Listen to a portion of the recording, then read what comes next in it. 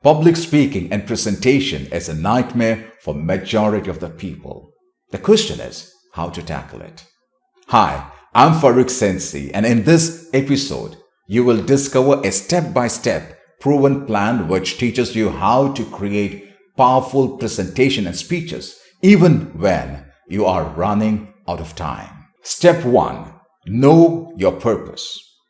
Before you begin writing a single word on your speech or start designing your PowerPoint slides, you must identify the purpose of your presentation. Knowing the objective of your presentation will help you decide which points to include in your presentation and which ones to toss out. As a result, you will be able to deliver a focused presentation that drives home your key message. To help you identify the purpose of your presentation, ask yourself, what's your purpose? What do you want your audience to do, think, and feel after the end of the presentation?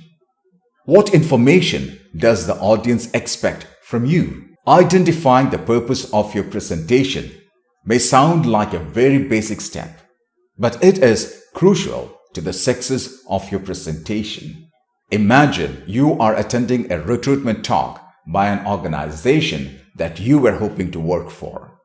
The presenter believed that her purpose was to give you as much information as possible about the company. Therefore, she spent the better part of an hour talking about company's timeline, starting with when it was founded and detailing all the events that had allowed the firm to become one of the largest in Asia. The audience purpose for attending the talk was to find out what sort of benefits they could get from working with one of the best firms in Asia. Unfortunately, this presentation would be a complete failure because the presenter identified the wrong purpose. The lesson here is simple yet powerful. Make sure you identify the correct purpose of your presentation. Now let's move on to step number 2. Know your audience. Presentations are not about speaker. They are about the audience. Presentations and speeches should be about the value that the speaker can add to the audience lives. Therefore, you should spend some time researching who your audience is and how you can add value to their lives.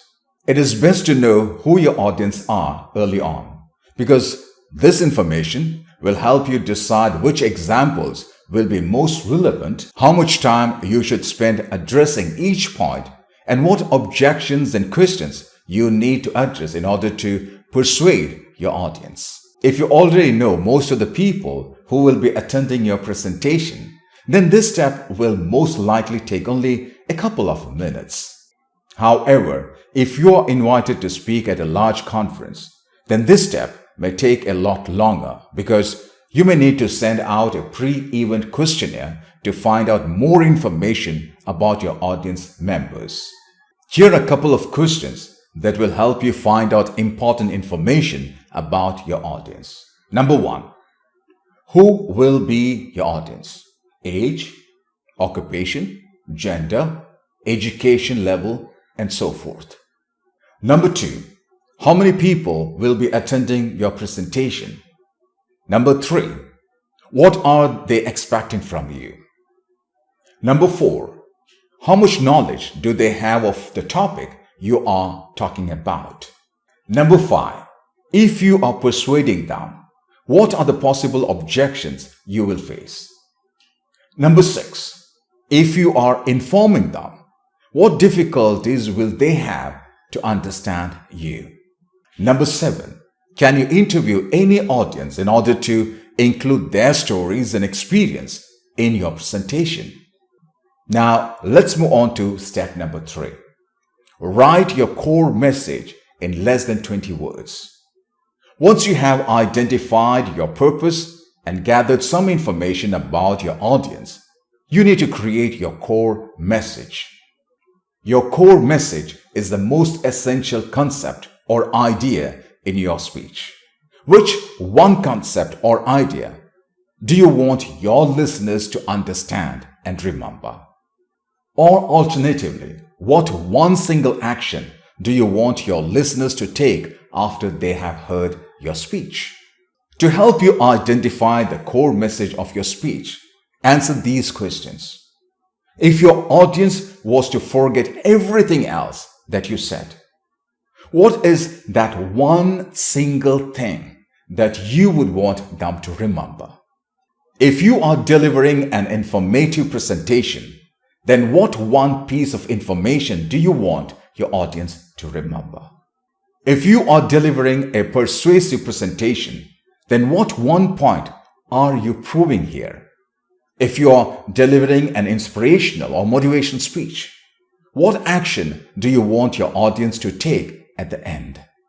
You should be able to write out this core message on a piece of paper in less than 20 words. If it takes you longer than 20 words to explain your core message, then it is not clear enough. Step number 4, identify your key points. After you have written down your core message, write down several points or key points that you can use to support your core message. Always arrange your key points into a logical sequence so that each point naturally leads you to the next one.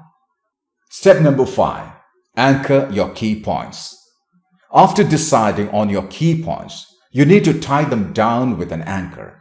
An anchor is a tool which will hook the points into the listener's memory. There are 3 anchors you can use. You don't have to use all of them, but make sure that you use at least one for each key point. Number 1, anecdote. Tell a story that illustrates your main point. A well-told story acts like a memorable testimonial. Number 2, activity.